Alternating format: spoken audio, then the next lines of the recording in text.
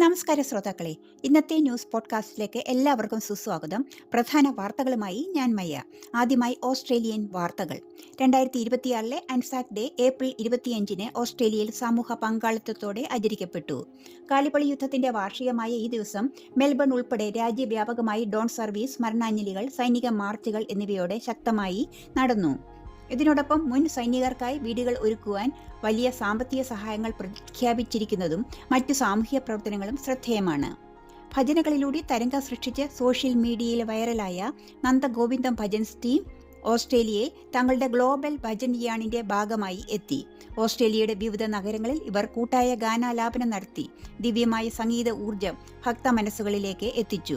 മെൽബണിൽ ഹിന്ദു സൊസൈറ്റിയുടെ നേതൃത്വത്തിലാണ് ടീം നന്ദഗോവിന്ദം വിശ്വാസികളെ ഗാനാലാപനത്താൽ കൂടുതൽ ആത്മീയതയിലേക്ക് നയിച്ചത്.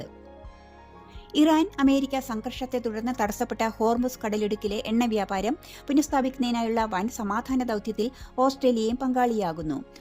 ഹോർമുസ് കടലിടുക്ക് വഴി സുരക്ഷിതമായ എണ്ണ നീക്കം ഉറപ്പാക്കാൻ ബ്രിട്ടനും ഫ്രാൻസും നയിക്കുന്ന 49 രാജ്യങ്ങളുടെ സഖ്യമാണ് സമാധാന സേനയ്ക്ക് രൂപം നൽകുന്നത്.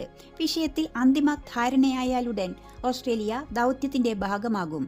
ആഗോള ഇന്ധന വിതരണ ശൃംഖല താറുമാറായ സാഹചര്യത്തിലാണ് അന്താരാഷ്ട്ര ഇടപെടൽ ശക്തമായത്.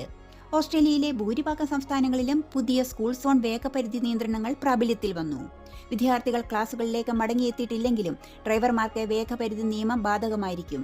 സ്കൂൾ പ്രവൃത്തി ദിവസങ്ങളിലും സ്റ്റാഫ് ഡെവലപ്മെന്റ് ദിനങ്ങളിലും സ്കൂൾ സോൺ നിയമങ്ങൾ ഒരുപോലെ ബാധകമാണെന്ന് എന്നുള്ളത് റോഡ് ട്രാഫിക് പിഴകൾക്ക് വലിയ വർധനയുണ്ടാക്കുന്നു എന്നുള്ളത് ശ്രദ്ധേയമാണ്. അന്താരാഷ്ട്ര വാർത്തകൾ. അമേരിക്കയുടെ പരമ്പരാഗത വ്യോമാക്രമണങ്ങൾ ഇതിനകം തന്നെ ഇറാന് കനത്ത നാശനഷ്ടങ്ങൾ വരുത്തിയിട്ടുണ്ടെന്നും അതിനാൽ അണ്വായുധങ്ങൾ ഉപയോഗിക്കില്ലെന്നും US പ്രസിഡന്റ് ഡൊണാൾഡ് ട്രംപ് വ്യക്തമാക്കി. ഇതിനിടെ പ്രതിരോധ വകുപ്പിലെ ഉന്നത ഉദ്യോഗസ്ഥരുമായി ഉണ്ടായ അഭിപ്രായ ഭിന്നതകളും ഭരണപരമായ പ്രശ്നങ്ങളും മൂലം അമേരിക്കൻ നാവികസേനയുടെ മേധാവിയും സെക്രട്ടറിയുമായ ജോൺ ഫെലൻ പദവി ഒഴിഞ്ഞതായി പെന്റഗൺ സ്ഥിരീകരിച്ചു. നാവികസേനയുടെ കപ്പൽ നിർമ്മാണ പദ്ധതികളിലെ പുരോഗതി മന്ദഗതിയിലായതും പ്രതിരോധ സെക്രട്ടറി ഉൾപ്പെടെയുള്ള നേതാക്കളുമായുള്ള ബന്ധത്തിലെ തർക്കങ്ങളും അദ്ദേഹത്തിന്റെ പുറത്താക്കലിന് മറ്റൊരു കാരണമായെന്നാണ് സൂചന. ഫെലിന്റെ പിന്മാറ്റത്തോടെ നിലവിലെ അണ്ടർ സെക്രട്ടറി ഹാങ് ഖ്യാവോ താൽക്കാലിക നാവികസേനാ സെക്രട്ടറിയായി ചുമതലയേറ്റു. ജസ്റ്റിസ് എക്സ് എന്ന എണ്ണ ടാങ്കർ കൂടി ഇന്ത്യൻ മഹാസമുദ്രത്തിൽ വെച്ച് US പിടിച്ചെടുത്തു.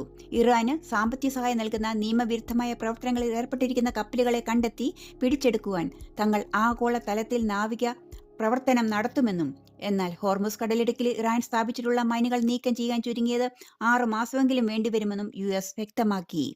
അമേരിക്കൻ ഇലക്ട്രിക് കാർ നിർമ്മാതാക്കളായ ടെസ്ല തങ്ങളുടെ ഏക ഇലക്ട്രിക് കാറായ ടെസ്ല മോഡൽ വൈയുടെ പുതിയ long wheel base variant Indian വിപണിയിൽ പുറത്തിറക്കി.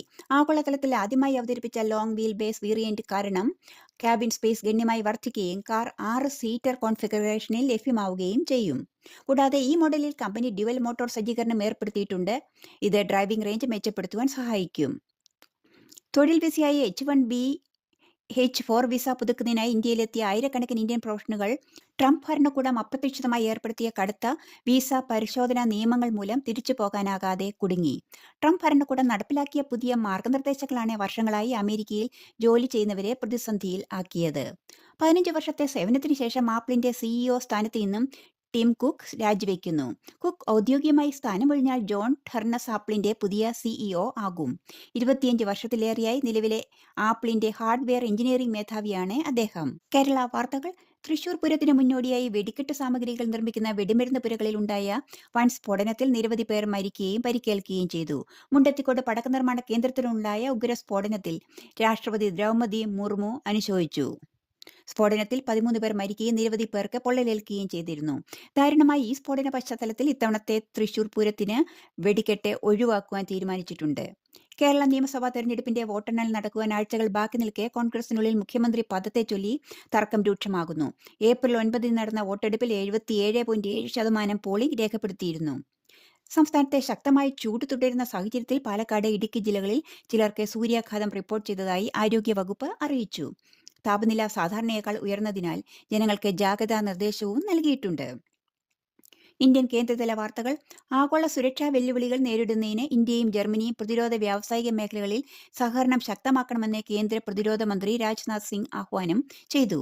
3 ദിവസത്തെ ഔദ്യോഗിക സന്ദർശനത്തിനായി ജർമ്മനിയിലെത്തിയ അദ്ദേഹം ആത്മനിർഭർ ഭാരത് പദ്ധതിക്ക് കീഴിൽ പ്രതിരോധ ഉൽപ്പന്നങ്ങളുടെ സംയുക്ത രൂപകൽപ്പന, വികസനം, നൂതന പരീക്ഷണങ്ങൾ എന്നിവയ്ക്കായി ജർമ്മൻ വ്യവസായ ഗ്രൂപ്പുകളെ ഇന്ത്യയിലേക്ക് ക്ഷണിച്ചു. മാറുന്ന ആഗോള സാഹചര്യത്തിൽ ലോകം നേരിടുന്ന പുതിയ സുരക്ഷാ ഭീഷണികളെ നേരിടുവാൻ കൂടുതൽ വിശ്വസ്തമായ തന്ത്രപ്രധാന പങ്കാളിത്തം അത്യാവശ്യമാണെന്നും അദ്ദേഹം കൂട്ടിച്ചേർത്തു. ഉത്തരാഖണ്ഡിലെ പ്രശസ്തമായ കേദാർനാഥ് ധാമിലെ ക്ഷേത്രനട മഞ്ഞുകാലത്തെ അടച്ചിടലിന് ശേഷം അക്ഷയ തൃതീയ ദിനത്തിൽ തീർത്ഥാടകർക്കായി തുറന്നു.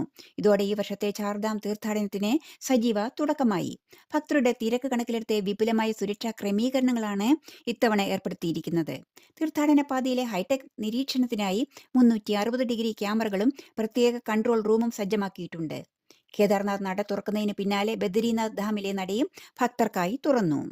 നിങ്ങൾ ഇപ്പോൾ കേട്ടത് പ്രധാന മലയാളം ന്യൂസ് പോഡ്കാസ്റ്റ്. വാർത്തകൾ എഴുതി വായിച്ചത് ഓസ്ട്രേലിയയിൽ നിന്നും മയ. എല്ലാ ശ്രോതാക്കൾക്കും ശുഭദിനം ആശംസിച്ചുകൊണ്ട് നന്ദി, നമസ്കാരം.